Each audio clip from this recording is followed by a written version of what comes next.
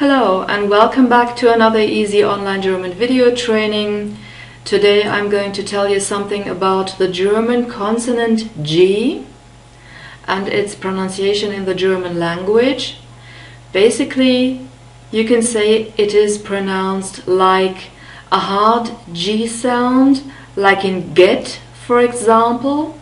So it's a voiced consonant. You need your vocal cords to pronounce the G, as we say in German. The letter is called G, and this consonant is not aspirated.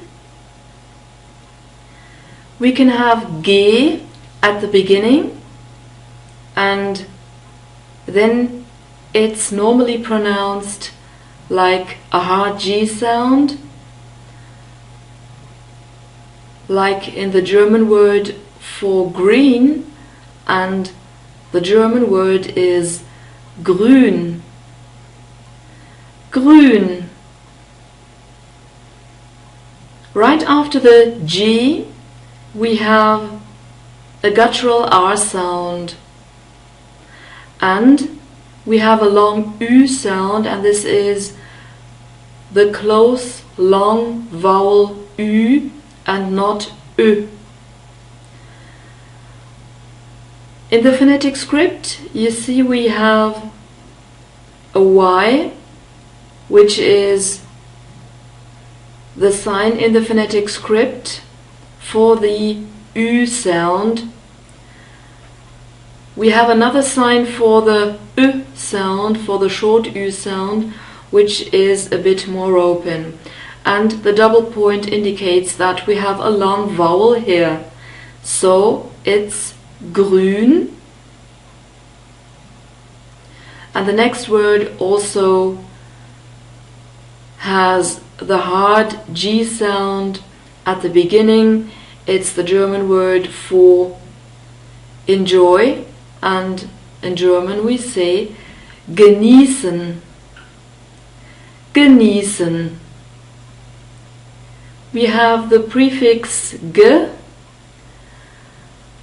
and therefore we have the stress on the second syllable in this word, and in the phonetic script we use a little tick, and this tick stands in front of the N, so the second syllable is stressed.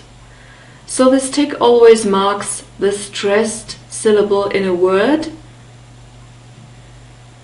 Genießen is the pronunciation, and we have an unstressed E sound right after the G, or schwa sound. It's a light schwa sound. In the phonetic script we use an E turned upside down. Genießen. And we have the IE diphthong. This is a special German diphthong. It's a long E sound, and therefore we have an I in the phonetic script and a double point. The German letter SZ is used after long vowels, and diphthongs are always long vowels, and SZ is always pronounced like a sharp S. Genießen, and right after this letter we have an unstressed E sound or schwa sound again. Most of the time people don't even pronounce this sound in the last syllable. So you can say genießen or genießen.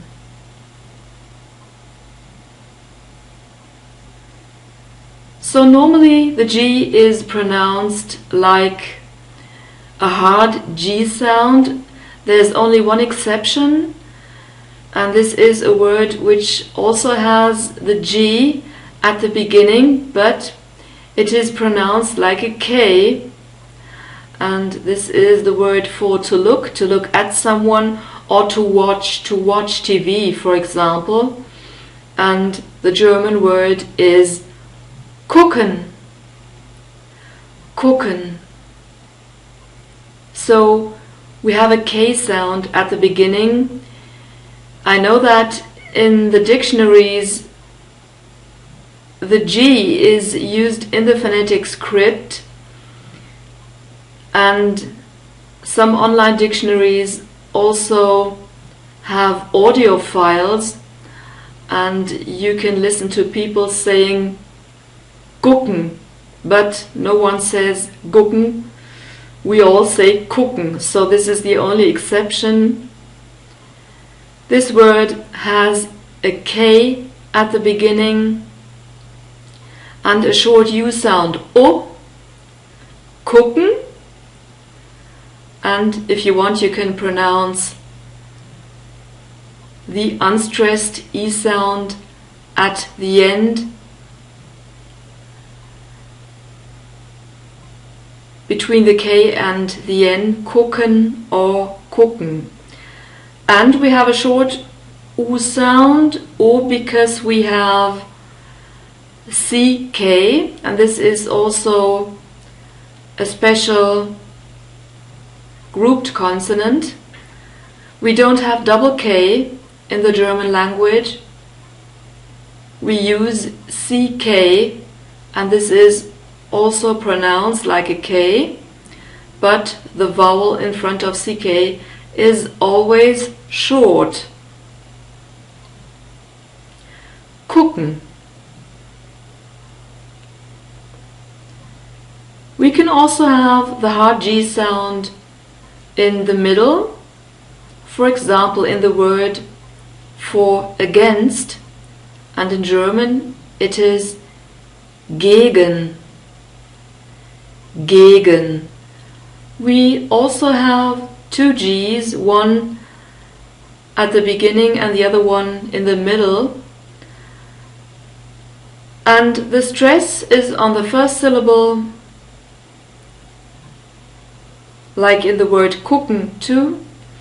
And we have a long E sound, we have an E in the phonetic script and a double point. And whenever we have this double point, we know it's a long vowel, gegen, and we have an unstressed E in the last syllable.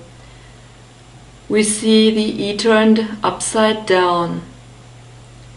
But you can also say gegen, so you don't really pronounce this unstressed E sound in the last syllable.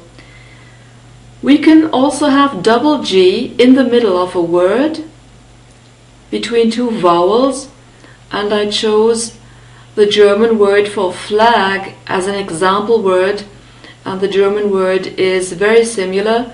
We say Flagge. Flagge. So whenever we have double G, we also have a hard G sound, but the vowel in front of double G is short. The stress is on the first syllable. We have the little tick in front of the F, and at the end we have the light schwa sound again.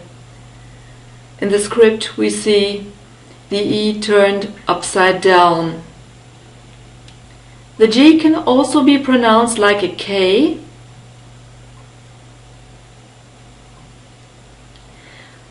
When we have it in front of obstruents, and obstruents are consonants which block the airflow. For example, the S, and I could only find examples with S. The word for during the day is tagsüber. Tagsüber. And you can see we have the word Tag in it. This is the word for day. And the stress is on the first syllable. We have a long A sound here.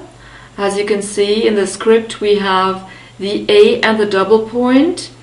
And you can see the G is pronounced like it's harder or hard counterpart K. Tagsüber. We have a sharp S right after the K, and then we have a long Ü sound. It's the close Ü sound, which is always long. In the phonetic script we use a Y and a double point, and we have the ER ending, which is pronounced like a central R sound or reduced R sound. Tagsüber. So the R sound in Tag is more open than this reduced R sound at the end of this word. The word for halfway or almost is halbwegs. Halbwegs. And here the G is also pronounced like a K. The H at the beginning is pronounced. This is always the case at the beginning of a German word or syllable. And you can see the B is also pronounced like its harder counterpart P. Halb, half.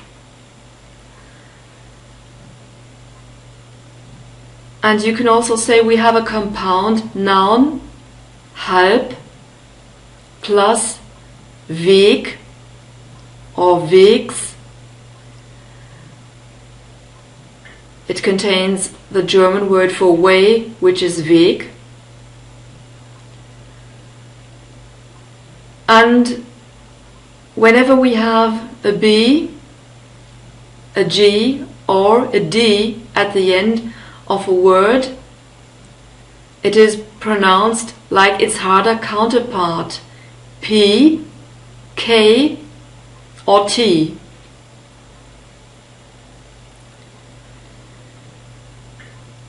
We have a V sound. We write a W but pronounce it like a V. We have a long E sound, and the G is pronounced like a K, and a sharp S at the end. Halbwegs. And you also have to be careful when we have a word like to fly, fliegen, and if you conjugate this verb, ich fliege, du fliegst. Here we have a K because we have an obstruent following the G. So here the G is pronounced like a K. Sie, es fliegt. Here we have a K in the pronunciation again because we have a T following the G. So this is also an obstruent. Wir fliegen, ihr fliegt. Here we also have a K because we have a T after the G. Sie fliegen. Here we have the G again. So, whenever you conjugate a verb which has a G at the end of its stem, then sometimes you have the K in the pronunciation. Similar to the consonants B and D. They are also pronounced like a P in such a case, or like a T when we have a D, followed by obstruents.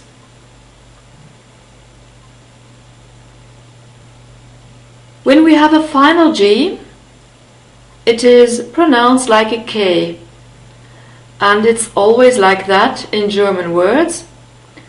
For example, two words we already know. The German word for day is Tag. Tag. You see we have a long R sound in this word and the G is pronounced like a K. Tag. And the word for way is Weg. Weg. So the German W is pronounced like a V, and we have a long E sound. It's a straight E, and we have the K in the pronunciation again. So Weg is the correct pronunciation. Some people say this irritates me when the G is pronounced like a K at the end, or the B is pronounced like a P, or the D is pronounced like a T. But it's like that in German words. We can also have words which are derived from the French language, and then this G is pronounced like J. And this is the counterpart of the sound sh. While sh is voiceless, the j sound is voiced. And I think you can hear it very well when I pronounce j. I have to use my vocal cords to produce the sound. Otherwise it would not be possible to pronounce it.